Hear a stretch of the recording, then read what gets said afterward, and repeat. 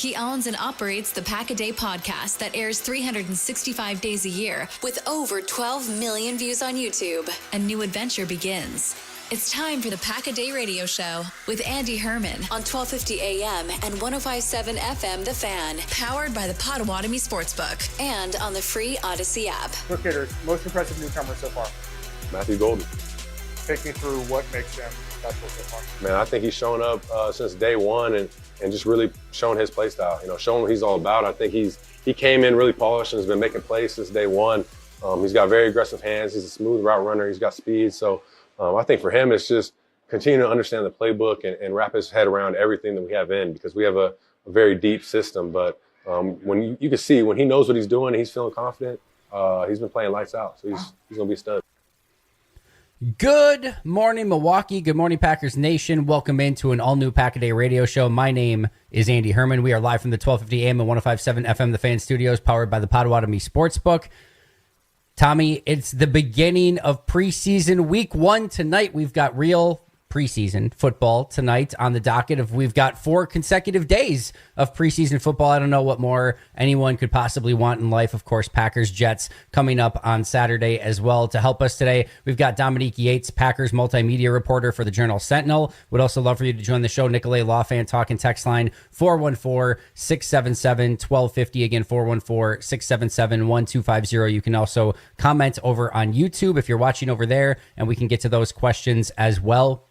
That was Jordan Love, courtesy of This Is Football, talking with Kevin Clark. And he was asked who his favorite newcomer is, or the most impressive newcomer has been so far this offseason for Green Bay. And without hesitation, he said Matthew Golden, which is a fun answer. It's kind of the one that you want to hear. Nate Hobbs, Aaron Banks. There would have been others that would have been fair answers as well. But we draft the wide receiver in the first round for the first time since, basically like when Tommy was born. Like, yeah, that's a pretty big deal. And you want to kind of hear that he is performing as is.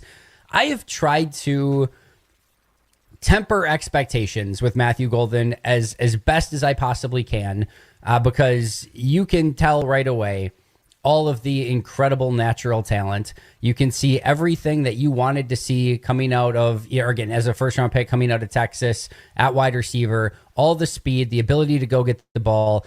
The hands are insane. They're absolutely ridiculous. And he legitimately looks like he's going to have a big-time role as soon as this season gets started. The reason I'm tempering expectations is kind of what Jordan Love said. There's still route running things and just nuances of the playbook that he has to get down and learn within the system. Playing NFL as a rookie, period, is not an easy thing to do, especially at wide receiver. And I know players like Brian Thomas Jr. and Malik Neighbors from time to time will reset the bar and make those expectations absolutely ridiculous.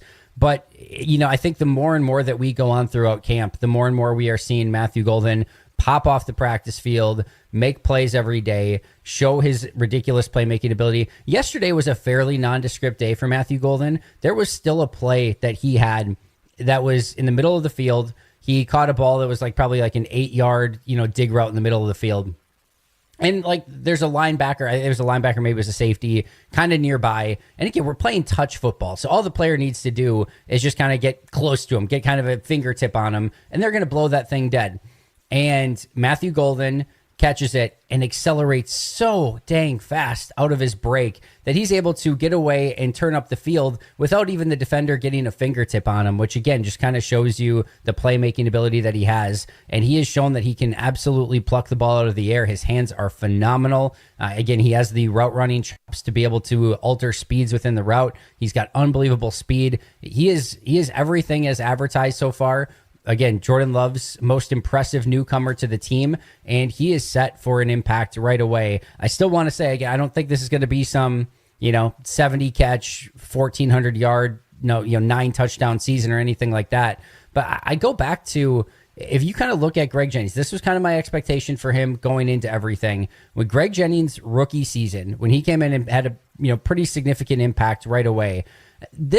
I think Golden's going to go over these numbers for the most part, but Jennings came in, was impactful right away. He had 45 catches, 632 yards, and 3 touchdowns. I think if I were picking today, the catches might seem about right. The yards and certainly the touchdowns feel like they would be a little bit low, but I think he has a real chance to come in and produce higher than what Greg Jennings did as a rookie. And Greg Jennings had a really nice rookie year for this team. So, Tommy, everything trending in the right direction for Matthew Golden so far. Yeah, it sounds like it. It sounds like he is one of the few names that you hear almost every day on a training camp basis right now. And that's exactly what you want to hear, as he's already going to have so much attention on him because of his pressures of being drafted where he was drafted. He was drafted to Green Bay, in Green Bay at that too, at one of the most popular NFL drafts we've seen in history.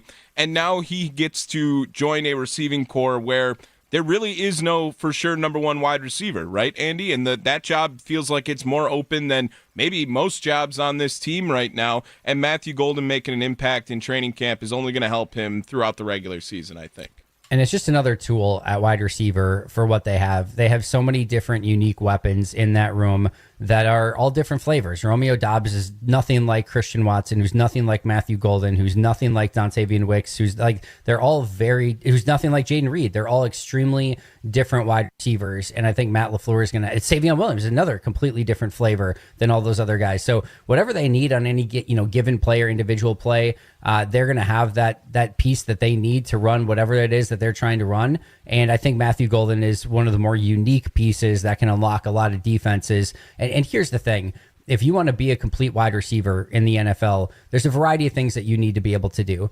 The first is that you need to be able to win on all layers of the field, meaning if you get the ball short on whether it's a crosser or a wide receiver screen, you got to be able to be dynamic after the catch, and you got to be able to make yards. Check. Matthew Golden has that. You have to be a good enough route runner and tough enough and have good enough hands to win over the middle of the field. Check. Matthew Golden clearly checks that box so far. His hands are fantastic. He shows the route running ability to get open in the middle of the field. He has violent cuts, which is exactly what you want to see. It is very difficult to stick with them. And then you have to be able to win deep as well. Now, I think this is going to be a piece that just in general, of course, it's hard for anyone to win consistently deep in the NFL. It's a very difficult thing to do. If you get a handful throughout the course of the season, that's a pretty good outcome. But I do believe Matthew Golden, with his 4.240 speed, has that ability as well. Not only just with the speed, but his propensity to be able to go up and get the ball. And then again, the physical hands at the point of contact to go and wrestle balls away from, very difficult defenders. He is showing every single one of those things. And the game hasn't even remotely, and I mean remotely, slowed down for him yet. And I think that's what gives me the most excitement about it, is he is already showing this, and you can still tell he is swimming. The most of the time when let's take Tucker Kraft, for example. Tucker Kraft, you could tell, was a super talented player, but early on in his training camp as a rookie, he was swimming so much that, it might as well have been Tyler Davis out there. You couldn't tell a noticeable difference just because his head was swimming so dang much that, he was just trying to get through everything, run the play. And by the time he had everything kind of down in his head of what he was supposed to do, he forgot to let all that incredible athleticism and just natural talent take over. And you just didn't get to see a whole heck of it. And it took until really the end, not quite the end, but middle to end of that rookie season before you started seeing some of those things come to fruition. The fact that Golden is swimming out there and he's still doing this stuff is really impressive. And again, it's one thing to see it from, maybe the guys on the beat or me here on Pack a Day Radio talk about it. It's a totally different thing when QB1 is saying that the most impressive newcomer so far is Matthew Golden, which again, as we talked about, Tommy, is exactly what you want to hear. Yeah, 100%. And I guess, Andy, my question now for you is, what does that say about the rest of Green Bay's wide receiver room as well? Is it more of a Matthew Golden positive note, which it sounds like it can be both, by the way, but we haven't heard a lot about the rest of the receiving. Honestly, the next most talked about wide receiver, it feels like, is either Christian Watson, because of how impressive he has been on the sideline during camp, and then Mecole Hardman, because he can take the top off the ball too. I haven't heard a lot of names, and really it's been more negative, it feels like, in the wide receiver room, if it isn't talking about Matthew Golden. I will correct one. I will say Romeo Dobbs is having a phenomenal camp so far. He's been absolutely fantastic. He's playing the best football of his career, and I'm really excited to see if that can carry over to the regular season. Sometimes those contract years, Tommy, they do wonders for players, and right now, Romeo contract year is the best I've seen him look. He had another red zone touchdown yesterday. He had to play one-on-one versus Carrington Valentine. Valentine got him on the first rep. Those two in one-on-ones has just been absolute must-watch practice football. I saw Spofford say that he makes a play every day, it seems like. Now. Dobbs or Valentine? Dobbs. No, both of them, yes. Frankly. But yeah, Dobbs, yes, he has. And he had a play, or again, Valentine broke up the first one. Valentine talks a little bit of smack. He didn't learn from the previous day where he talked smack and then got burned by Romeo Dobbs. Talked smack, and Dobbs comes back, toasts him on a 9 route, and Dobbs gets the touchdown on that one. Again, just in one-on-ones. But he's been fantastic. Reed's been a little bit quiet, although the last week or so, I would say he's picking things up significantly, and we're starting to see the real Jaden Reed. Savion Williams, he's getting more ingrained in the offense, and you can tell he's starting to get a little bit more confidence as well. You mentioned McCole Hardman. Dontavian Wicks has just been out hurt, which is, disappointing. Christian Watson out hurt, which of course is disappointing, but expected. So yeah, I think that's where kind of things lie right now. But here's what I will say to kind of answer the crux of the question is with Matthew Golden, when we were excited, rookie season for Dontavian Wicks or Jaden Reed, it was like, oh, these are really fun. Like, these are good wide receivers that you can play out there on the field and you're going to get things out of. With Matthew Golden, it's just a totally different level of that. Like, you can...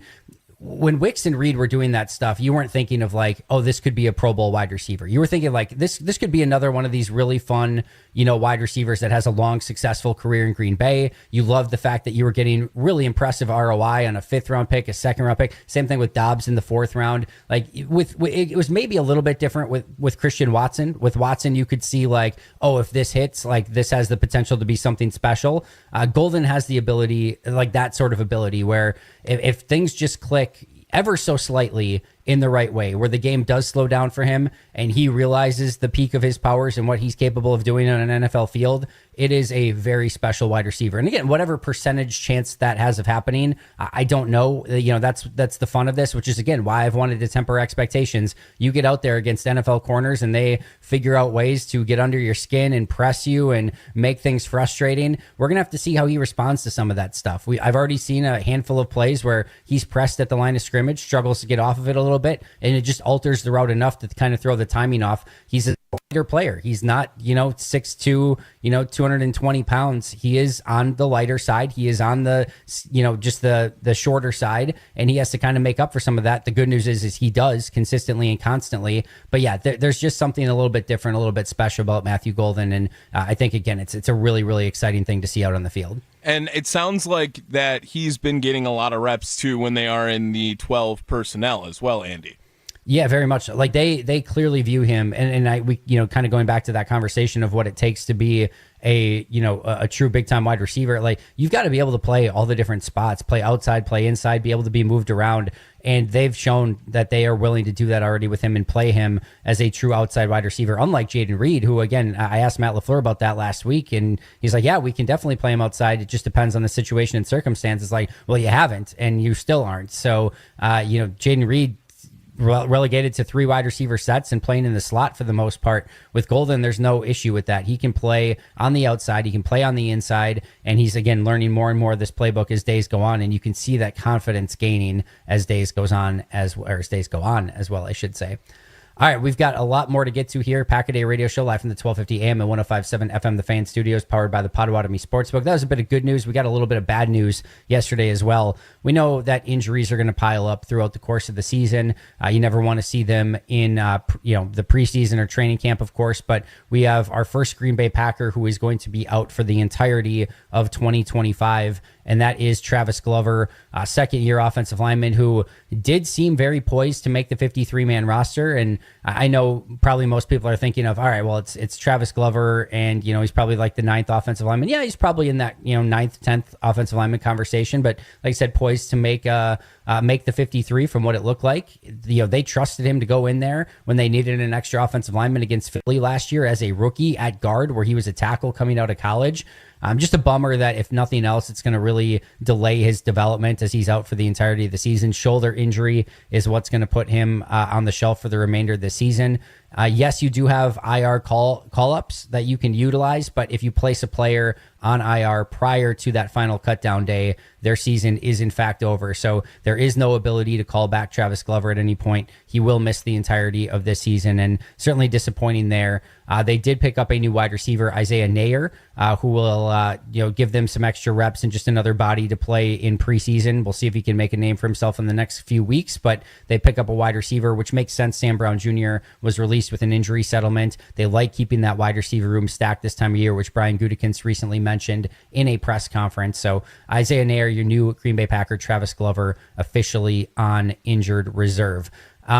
There were a couple other injury notes as well. Carl Brooks got poked in the eye at practice yesterday, and he did not return to practice. Hopefully there's nothing major there and he can return. Warren Brinson also looked like he suffered a shoulder injury of some sort and did not return to practice either. We could see a potential transaction today or tomorrow at that defensive tackle position. If Brooks is just an eye injury, and I'd say just an eye injury, it depends on the severity, of course, but if he's able to go, then maybe you don't need to. But if all of a sudden you're not going to play Kenny Clark and Devontae Wyatt first team reps or just any reps because the first teamers don't play, and then Carl Brooks and Warren Brinson can't go, you're down to 4 defensive tackles for that game. And that may or may not be enough to kind of get you through that. Colby Wood and Nasir Stackhouse would likely see a ton of playing time. But then you only have James Esther and Keith Randolph after that. If you have one injury in the course of the game, you're now extremely thin at defensive tackle. So if those guys cannot play, I think there's a real possibility that another defensive tackle could potentially get picked up. All right, what else do we got here? Some other kind of key takeaways from day 11 of Packers practice. We talked about Matthew Golden and the speed that he has on offense and how that's kind of a bit of a game changer for this Green Bay offense. Well, on defense, they have a similar player patrolling the middle of the field at linebacker, and Edgerrin Cooper. Edgerrin Cooper was the star of yesterday's practice, and where he kind of left off in 2024 as just this dominant beast that's all over the field and making plays consistently and constantly, he has picked up right where he has left off, making plays every single day. I have hearkened it and basically called it teleporting. Like Edgerrin Cooper teleports into backfields. It is, if you're an X-Men fan, it's like Nightcrawler, where he just poof, he's at linebacker, and then poof, he's in the backfield, and it's just a tackle for loss. I still to this day have not seen anything at linebacker quite like it. And it takes a couple things, right? It's not just speed. Like Isaiah Simmons has speed. You could put a corner at that linebacker spot. It does. You can't just play with speed, right? It takes a lot more than that. His instincts at that position to have a feel for that where that play is going and just see the tiniest of creases. And we talk all the time at running back of how like a running back needs to be small getting through the hole so he can get through the line and maybe make those big runs. It's kind of the same at linebacker sometimes, where you've got to be able to see the hole where the running back's going to go and then shoot that gap, get skinny through it, and then go make that play. He does that every single day. He had another play where it was a tackle for loss where, again, he just teleported into the backfield. He had a pass breakup on covering Tucker Kraft, which is no easy feat. And again, coverage has kind of been the question mark still of like, how is he going to be able to hold up there? Just a different nuance. He likes going forward because he can use all that speed to his advantage. The coverage stuff is a little bit of a different nuance for him. Pass breakup on Tucker Kraft. He had a pass knockdown at the line of scrimmage. He also had a pressure on Jordan Love that led to an incompletion. Dude was just absolutely everywhere all throughout practice. And again, when somebody was asking me early on about linebacker and like, well, I haven't heard much about Edgerrin Cooper. And it's like, well, what are we tweeting about and talking about when it comes to plays at practice? We're talking about interceptions, big receptions, fumble recovery, whatever it might be, the big plays, right? Inherently at linebacker, like 99% of your job is tackling, and there's no live tackling. At least it's, there's been a little bit, but mostly not, and none for the ones. So he can't make an impact that way. And then, the odds that he gets an interception his way or something like that are relatively slim. Like even an all-pro linebacker maybe gets 4 or 5 interceptions throughout the course of a season. So yes, it maybe hasn't been like stacking interceptions or sacks or things like that, but the amount of plays that he makes in the flat, tackles for loss, where he's in the right place at the right time, he's been absolutely outstanding so far. And I cannot wait to see him pick up where he left off in 2024 and hopefully even take it to a new level in 2025. Yeah, and I also think, Andy, that you can comment just and say that his athleticism is also freak level athleticism too, right? No question. No question. It seems like that is like Quay Walker perfected, right? And we no shade at Quay Walker, because really at the back end of last year we saw what he could play at his full potential, but Edgerrin Cooper, it's so effortless for him, it feels like. Maybe it's because his brain is just one step ahead of you all the time on the field, but it sure just feels like he is faster than you, he is stronger than you, and he is smarter than you at all times. And that makes for one heck of a linebacker. Yeah. I've said, I don't think it's going to be this year, but I've said I think he can be the best linebacker in football, and he's got to just kind of put everything together and continue to progress the way that he's progressing. And again, that's a hefty expectation and a lofty expectation to place on anybody. But I think he's in that. Like I think he's going to be already in a Pro Bowl conversation this year. Yeah. It would not stun me if he got in the second team All Pro conversation this year. And again, I think in the next 3 years, and as Fred Warner starts to probably get a little bit older in age. That number one linebacker spot is right there for the taking. It has every right to be Edgerrin Cooper. I saw it's funny. I don't even remember the name. I haven't looked into the 2026 draft yet, but I saw there was a linebacker that's expected to go in the top 10. And do you know what linebacker they compared him to? They're like, there's a lot of Edgerrin Cooper in his game. It's like there's already top 10, top 5 linebackers that are potentially in the draft that are being like, he reminds us a lot of Edgerrin Cooper. Teams want that type of player in the middle of their field. And one more thing, Andy, then to ask you, because you've been there watching it, and just to base it off of the last argument with not hearing a lot about linebackers, does Edgerrin Cooper's role elevate the other linebackers now for Green Bay so far this year? Because obviously everyone goes down another peg because Cooper's going to jump all the way to the number one spot and high expectations for him. But is that a more comfortable position for guys like Quay Walker, Isaiah McDuffie, Isaiah Simmons to be in?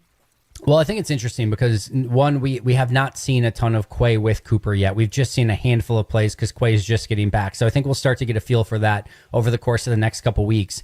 I actually think Quay will remain the default number one linebacker. It's going to be interesting. We haven't seen a dime package yet with Quay back. We'll see if Cooper's out there, if Quay's out there. But with Quay calling the plays, being the green dot, and really knowing the defense the way that he does, it would not surprise me if Quay is out there on every single play. That doesn't mean a whole heck of a lot. The amount of dime personnel that they're probably going to play is probably less than like 2%, 3% on the season. So if Edgerrin Cooper is not in on those 2 or 3% of plays, it's really, really not that big of a deal. But I do wonder if just because Quay's the green dot, the one calling the plays, if he is still sort of the default number one.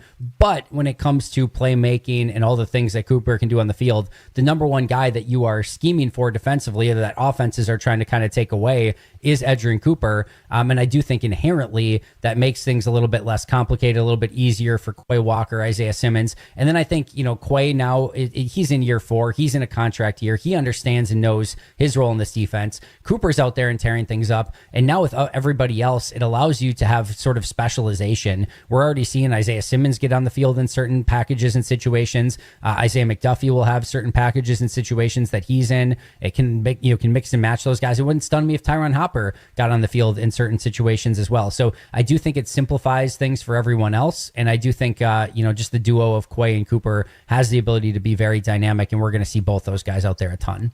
That's going to be great. We talked about it with Aaron Nagler yesterday, how it could be one of the best linebacker crews. It's definitely the most athletic. So that gives you a big edge already. I asked Matt LaFleur about it, what was it, yesterday, too, of just like what that speed can bring. And I'll say it one more time. I believe that trio, we saw it the other day, of Simmons, Cooper, and Quay. I cannot imagine there is a faster trio of linebackers that has ever been assembled in the history of the world, basically. In college, high school, NFL, it doesn't matter. I do not think that there has been a faster trio of linebackers put out there. So really special, really fun. Again, it's not just speed. You have to do all the other stuff as well. And Matt mentioned, you got to be able to put your foot in the ground, read your keys, and go make those plays. But for the most part, we've seen that from these linebackers so far. All right, if you missed anything on today's show, any of our Pack-A-Day radio shows, leadoff shows, Wisconsin Sports Daily, we've got Mitch out at the fair. We've got so much stuff going on. Mason Crosby Show. You can check it all out on the free Odyssey app, thefanmilwaukee.com, or over on YouTube. We are going to be right back with Dominique Yates. Before we do that, just a reminder, it is 73 and sunny today in Milwaukee, high of 84, a low of 72 later tonight. Right back with Dominique Yates after this, but this is the Pack-A-Day Radio Show powered by the Potawatomi Sportsbook.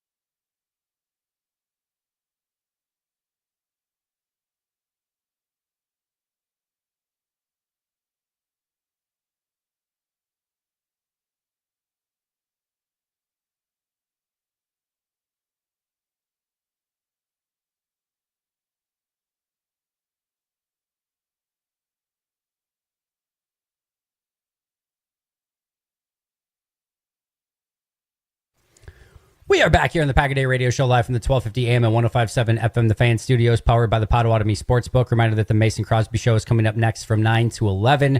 Right now, we've got our guy, Dominique Yates, on the Fan Guest Hotline, powered by Gruber Law. You can find him on social media at RealDYates. You can also find him as a multimedia reporter for Journal Sentinel, covering the Green Bay Packers. Dominique, it is great to be chatting with you. How are you doing, my friend?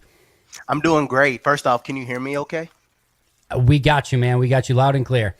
Great, yeah, because I forgot my headphones at Lambeau, so it's the day we're having. I had to borrow my coworker's headphones. I have a mic on it, so I don't know if we're going to talk Packers or ask if you want some fries with that, so we'll see what happens.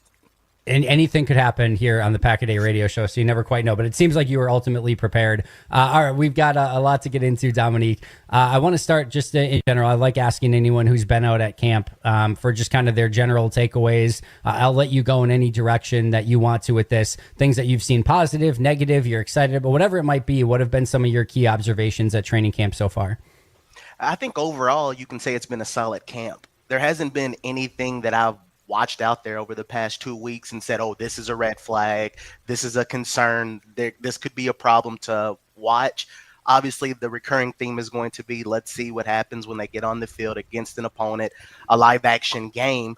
But they're doing everything right. I mean, you watch Jordan Love out there. It looks like he's moving around well. He's had some nice throws. It seems like the offense at times have been able to get some of those explosive plays, and some guys have done some pretty consistent things.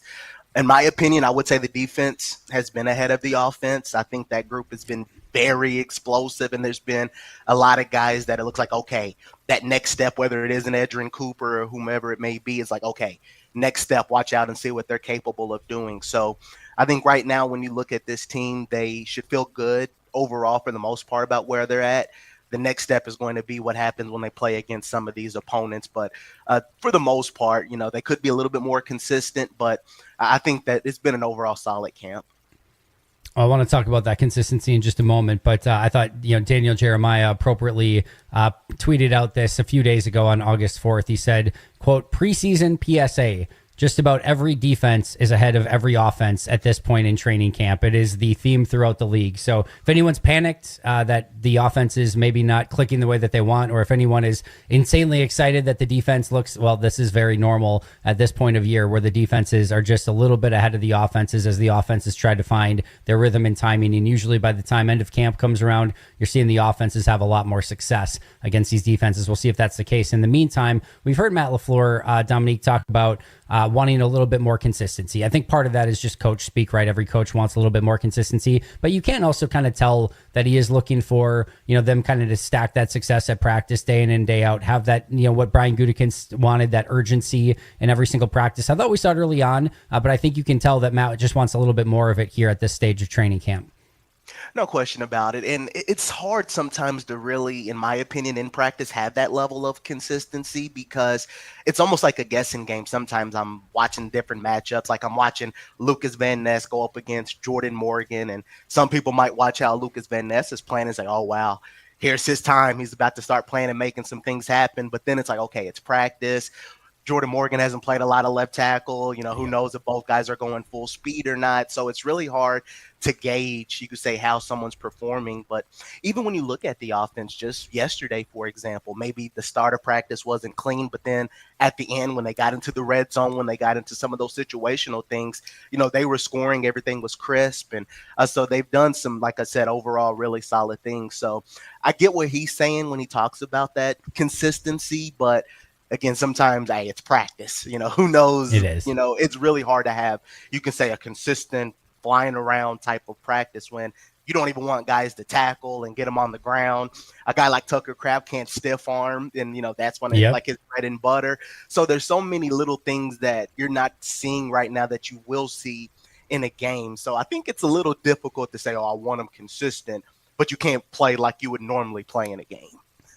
Yesterday was the first day, and it wasn't like a bad or non-energetic practice or anything like that, but yesterday was the first day where it really felt like these guys need a different opponent across from them. Like they've gone against the same matchups day in and day out, and kudos to guys like Carrington Valentine and Romeo Dobbs who are competing their butts off in those one-on-ones, and same thing with Nixon and Golden. Like some of those have been really intense, and you can see it that they're still fired up about going against each other and things like that. But I think that going against a new opponent on Saturday in New York and then having a joint practice next week with Indy and another preseason, like I think they're going to be very, very, very excited to see something other than green and gold across from them and just kind of start changing up the sort of intensity of practices and in certainly in the preseason games a little bit. We're being joined by Dominique Yates. You can find him on social media at Real D Yates, multimedia reporter for the Journal Sentinel, of course, covering your Green Bay Packers.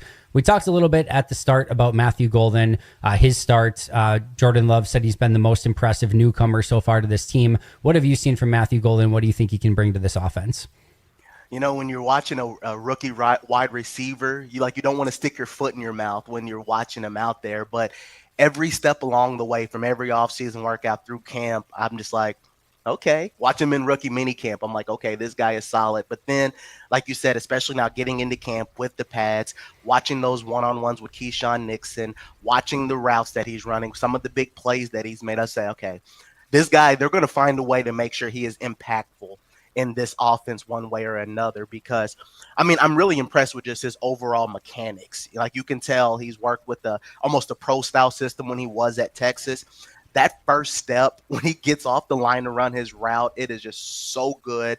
He's just very, very smart, polished guy, and he's impressive so far. And the speed is obviously there, but he doesn't drop the ball. I think maybe one drop in camp overall. That's what I've counted. Yep. And even then, you could kind of argue with that throw is like Jordan Love had some pressure. The ball was a little bit high and, kind of went off the fingertips. So if the ball is near him, he's pretty much catching it. And he talked about that in the locker room. He said, if the ball's anywhere near me, my mindset is to go and get the ball. And so far he's done that. And once again, I'm looking forward to seeing him in some live action and see how he looks against an opposing defense. But he's passed the eye test so far. So you can say you're feeling good about your first round wide receiver up to this point. I don't really want to be tested on this, Dominique, but I think if I had to do like a blindfold test and you threw a ball to all the wide receivers, I think I could tell which one was the one that was popping off Matthew Golden's hands, different than everyone else. It's like when you talk about like a baseball, like when you can hear the pitch against the glove, or when you hear it off the bat the right way, where the best of the best, it just sounds a little different. Matthew Golden, just when that ball hits his hands, like you can just hear, like he is attacking that ball, and there is just like a sweet sound where he just plucks it out of the air, and there's like a legitimate like pop where it hits his hands. He plucks it and then just turns and goes. Like I don't want to be tested on this, Dominique, but I feel like if I was blindfolded and had to tell which one was Matthew Golden catching the ball, I think I could tell it just based on, again, that pop of the gloves and how he goes and attacks that football. He's just, like I said, he's so polished, man. He's so fun to just get out there and see him in action. And the one thing that stood out, you can already tell he has the respect of his peers. You could say the fellow wide receivers. If he makes a play, you see Romeo Doubs running down the sideline cheering for him. Jaden Reed has been complimentary. Dontavian Wicks. Even during the one-on-ones, Keyshawn Nixon won the battle. You saw Golden on the ground. He helps him up, and, he even posted it on his Instagram story. So, he's doing everything right. He seems like, and even the coaches have complimented how he just comes to work every day, just ready to go and competes. And he is one of those guys that you can say every single day, I feel like he's been consistent. I haven't seen any drop off. I haven't seen a rough practice, or he kind of takes a step back. And so I am even curious. I'd love to be, you could say, in those film rooms and in the meeting rooms just to see, okay, is he really getting a feel for this offense? How vanilla is it in practice? Is he ready for, you could say, that full playbook, and see if they can really find ways to work with him? So that's one thing I really want to see.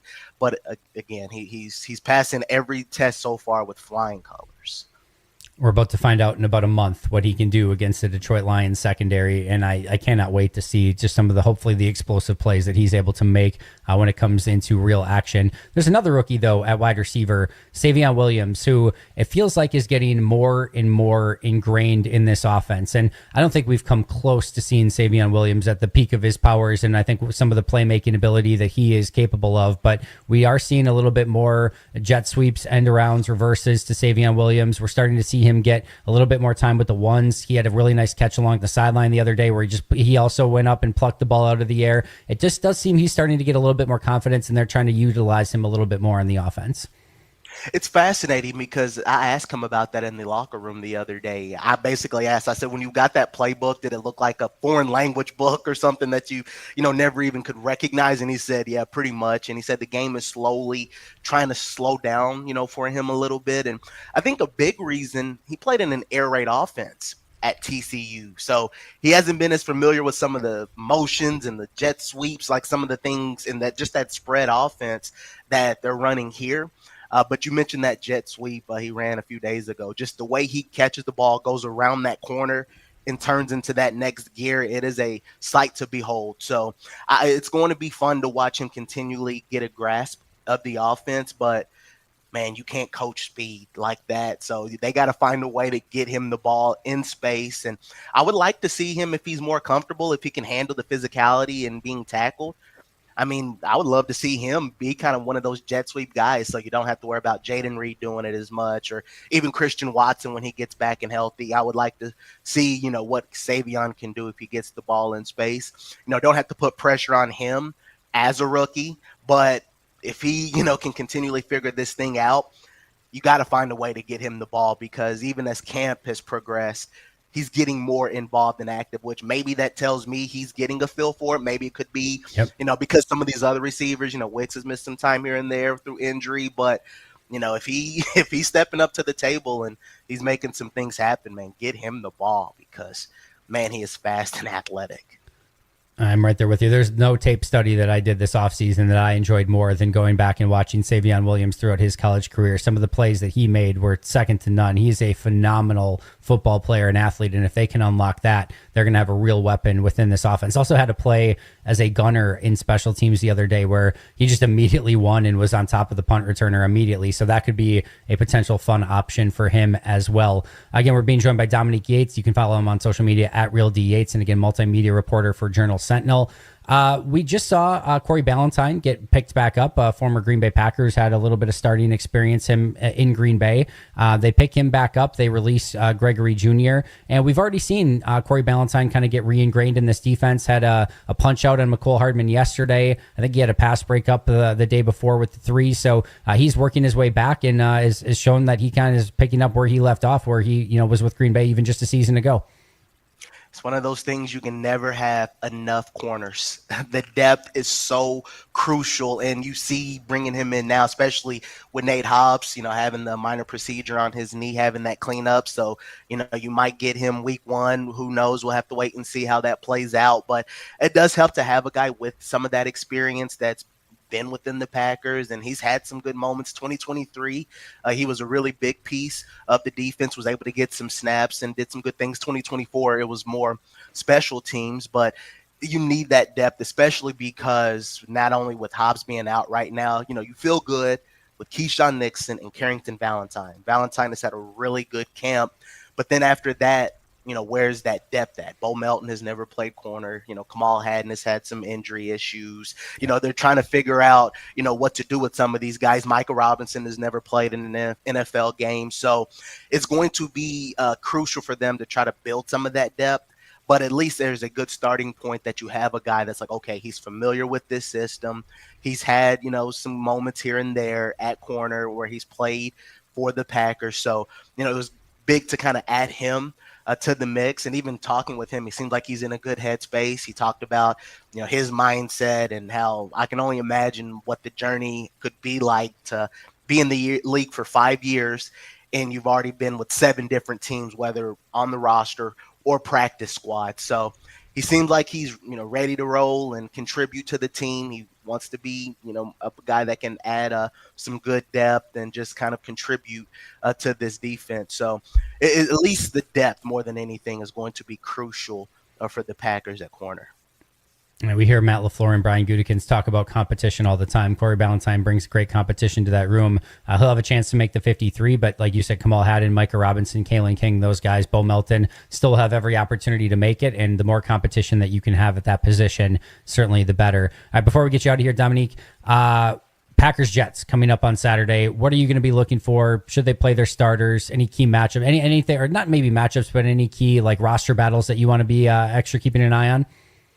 First off, I don't think you should play the starters. I think it's a fun debate And I don't think there's a right or wrong answer to it. But my I question totally agree is, with that. I guess my question has kind of been when you like, I look at last year. Jordan Love came in the opening preseason game. He threw 2 passes. One was a bomb to Dontavian Wicks. You know, he didn't play the rest of preseason.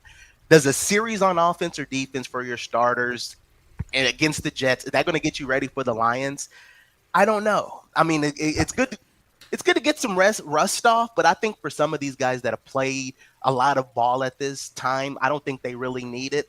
But with that said, I don't think it would hurt for a few of these guys like Javon Bullard to get some more reps. I think that it wouldn't hurt for like Savion Williams, obviously, to get some reps. But as far as other starters, I think a few of those offensive linemen, I don't think it would hurt for them to get some few snaps. Obviously, Yep. Jordan Morgan's going to get some time at tackle.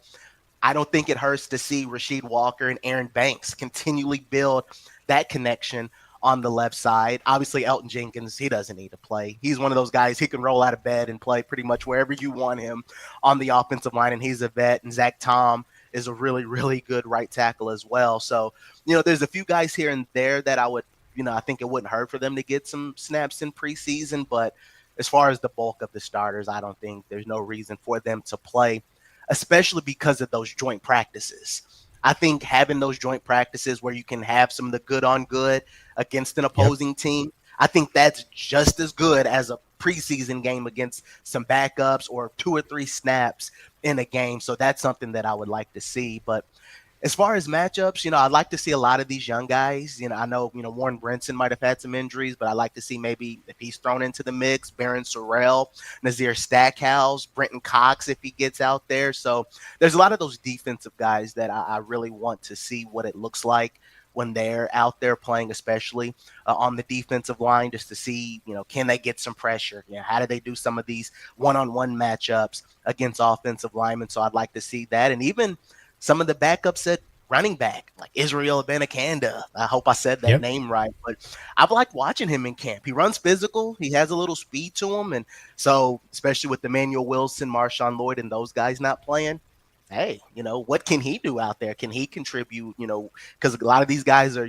fighting for spots and see what they're capable of doing. So there's some intriguing matchups. And honestly, the last one that I'm curious about at receiver, like, where does McCole Hardman? Where does Malik Keith? Where do some of those guys fit in here? So it's going to be a fun finish, if you will, when they're putting that roster together. So there's going to be some competition with some of those spots. So there's a few things that I'm going to be looking to see the next few weeks before the Lions come to town. I'll probably say the same thing every year, but it feels like this is one of the more, or the most I've been anticipating a preseason game, and it probably is the same every year. But I'm really looking forward to see some of these young guys getting the opportunity. Guys like an Anthony Belton, who it's really tough to see at practice what he's doing out there, getting a better feel for that. I think this is going to be a really fun group of young players to watch in this preseason game, and they have to hold up to my prediction from earlier in the year that I said the Packers would go undefeated in preseason. So we need that first win against the Jets in order for that to come to fruition as well. Dominique, I cannot thank you enough for coming on and joining us today. Where can we find all of your incredible work?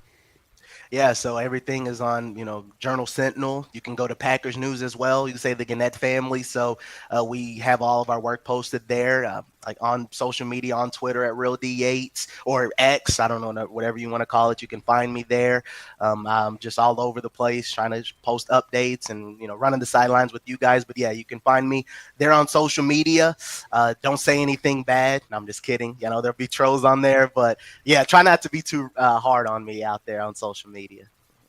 It's good advice for everyone. Appreciate you coming on. Looking forward to seeing you out at practice today. You do an unbelievable job covering the team, and I will definitely do this again soon in the near future. Thank you, my friend. It's always a pleasure. I really appreciate it. Right back at you. All right, that is Dominique Yates. Again, follow him on social media at Real D Yates. Appreciate him joining us on the Fan Guest Hotline powered by Gruber Law. One call, that's all. This is the Pack-A-Day Radio Show. We'll be right back with more right after this.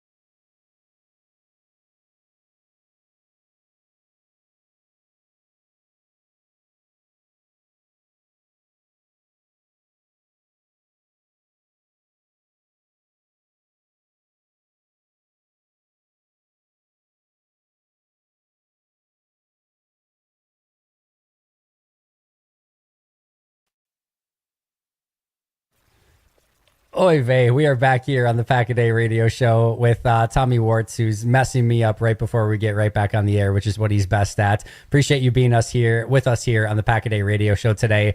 Huge thank you to Dominique Yates for joining us this past segment. Again, follow him on social media at RealDYates. Reminder that the Mason Crosby show, still you and Mason today, right, Tommy? Still for the next, just today, and then it'll be me and Sparky tomorrow on it.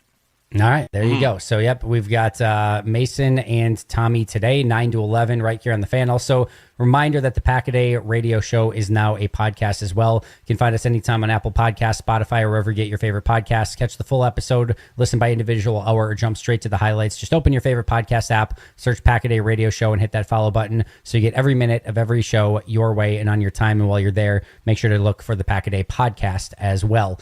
No leadoff show today, Tommy. It makes me very sad, mostly because we don't get to hear you on the air, but also because that means there's no Brewers baseball. Yeah, and what else would you rather do with your nights now other than watch Nothing. Brewers baseball? Because you cannot be a baseball fan and then watch the Brewers and go, wow, that was fun all the time. Every day, it feels like that you can never count them out. They're so exciting, and really my favorite part about it is that they just the new take is that the Brewers are bringing back baseball, right? It's not just all about the home run ball, and it's not about drawn walks. It's about just getting on base, putting the ball in play, pitch your ass off, and then go from there after that. It's been awesome to watch from the Milwaukee Brewers, and I love it. I love it so far.